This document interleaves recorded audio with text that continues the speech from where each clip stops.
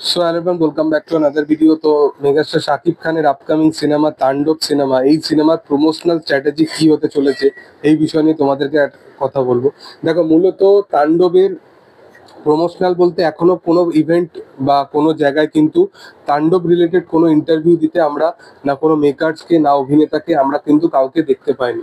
But Shakib Khan কিন্তু press conference যেটা তাণ্ডবের করা হবে সেটাই কিন্তু উপস্থিত থাকবেন তিনি নিজেই, এবং সমস্ত কিছু ক্ল্যারিফিকেশনটা যেটা মিডিলে কন্ট্রোভার্সি হয়েছিল, আই হোপ সে সেটা নিয়ে যদি সবকিছু ঠিকঠাক থাকে তাহলে সে আর সেটা নিয়ে কথা বলবে না, এবং সেও চাইবে যে সিনেমাটা যেন একটা প্রপার একটা রিলিজ পায়, রিলিজ নিয়ে যেন কোনো রকম যেন প্রবলেমেটিক সিচুয়েশন না ক্রিয়েট হয় এই সিনেমাটা নিয়ে পার্টিকুলারলি।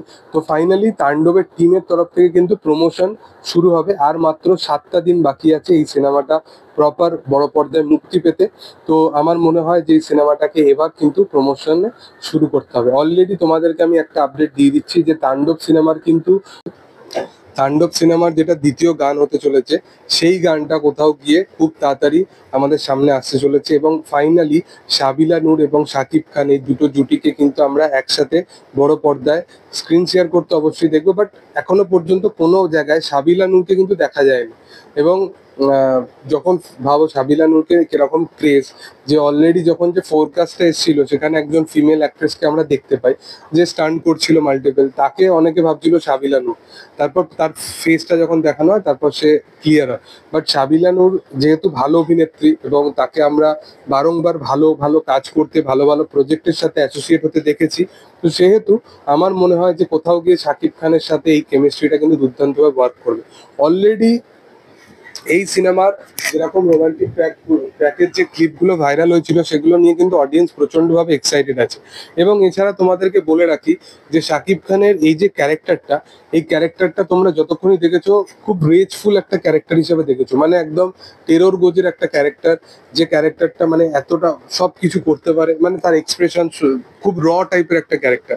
বাট এই ক্যারেক্টারটার কি ব্যাক স্টোরি, ক্যারেক্টারটা কেন এরকম হলো, এটার পিছনে কি কি রিজন, সাবিলা নূর কি তার বড় কিছু রিজন কিনা, এই এত কিছু কোশ্চেন কিন্তু দারুণভাবে কিন্তু পুল আপ করেছে রায়ান রাফি নিজে, সেটা কিন্তু দেখে খুব ভালো লাগছে।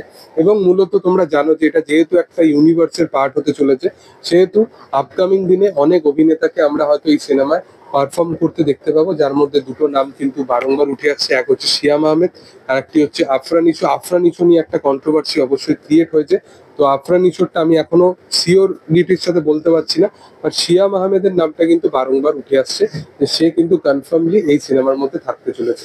দেখার যে আপকামিং দিনে কি হয়। তবে তোমাদের কি বক্তব্য এই বিষয় নিয়ে, তোমরা কতটা এক্সাইটেড আছো সেটা তোমরা অবশ্যই কমেন্টে জানিও। ভিডিও ভালো লাগলে অবশ্যই লাইক করো, শেয়ার করো, সাবস্ক্রাইব করো চ্যানেলটাকে, এবং পাশে থাকা বেল আইকনটা অবশ্যই প্রেস করে দিও। Thank you all, by.